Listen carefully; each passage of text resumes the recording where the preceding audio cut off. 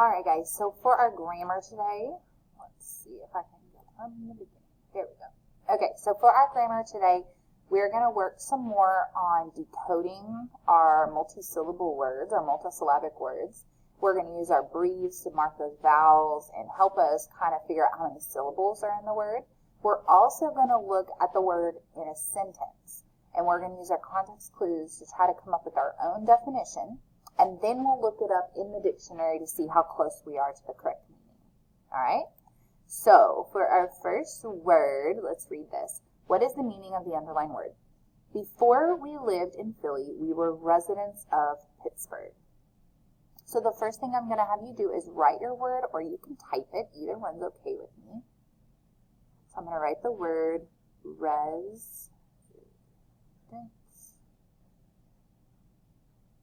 Okay.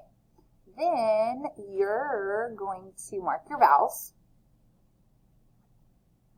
All right. So now I'm going to let the vowels kind of help me.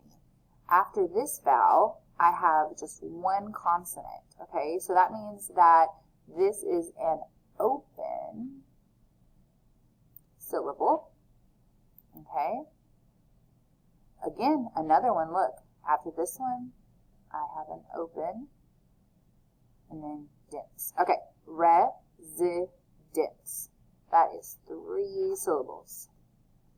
Okay, so I'm going to use my context clues here before I even write my definition and let that kind of help me figure out what I want to write for my definition. Before we lived in Philly, we were residents of Pittsburgh. So we lived in Philly. So before we were residents of Philly, we were living in Pittsburgh. Okay, so I think it has something to do. It's got to be a person. Okay, so I'm going to say my context clues is we live. That gives me a clue that if you're a resident, you're living somewhere. So it's a person who lives somewhere. Okay, so that's my definition. Let's see, I'm going to look it up in the dictionary. If you have a dictionary, I want you to practice using it. If not, just use an online dictionary. Remember, dictionaries are alphabetical, so I first need to find the R's. So it's kind of closer to the end.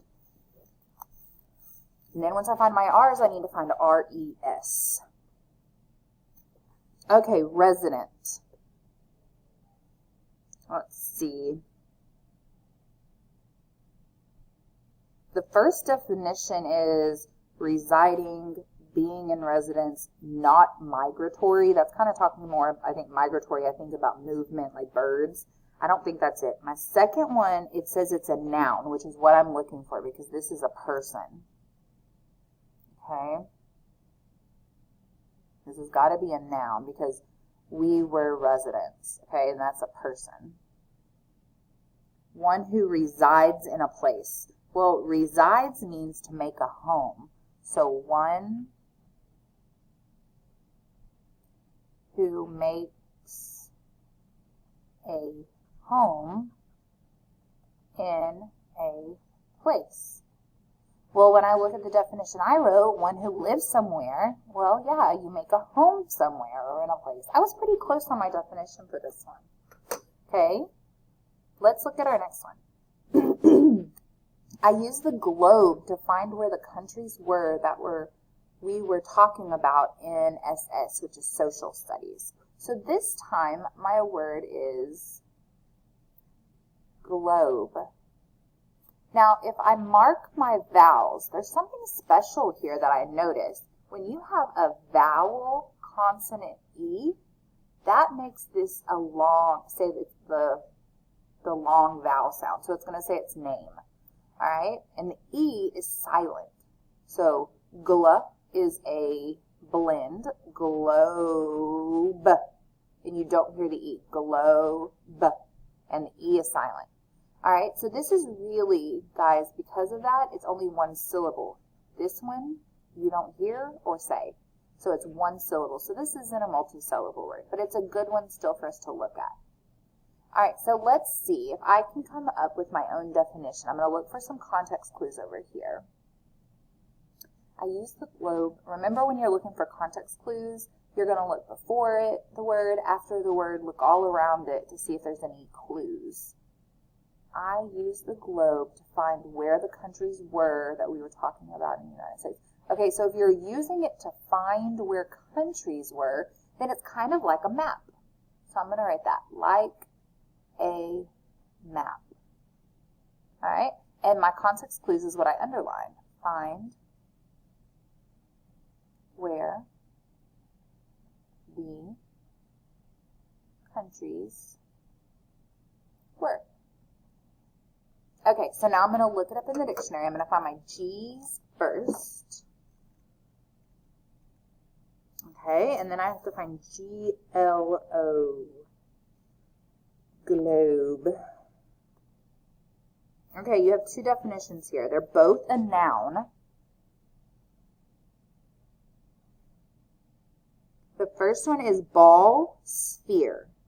Okay, I'm not going to use a ball, right, or even a sphere, which is another word for a synonym for ball, to find countries, right? No, I'm not going to.